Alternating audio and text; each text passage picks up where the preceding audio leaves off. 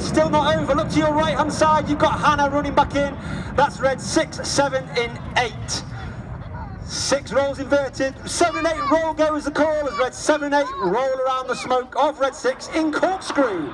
Smoking blue is red 7, flight 10 Stu Roberts.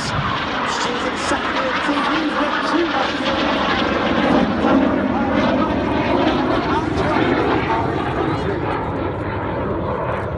Smoking red is red 8, flight lieutenant David Simmons wearing as Simo. 5th and final year on the team. He's flown the Tornado GR4, he flew the roll demo in 2010, and he also flew the Harrier and the F5 while on exchange with the United States Marine Corps. Look to your right hand side, and you've got Enid running back in line abreast with the white smoke in trail.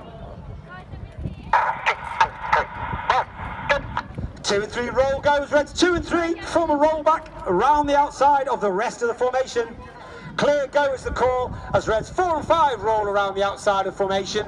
In one of the hardest manoeuvres for our new pilots to master each year, this is rollbacks.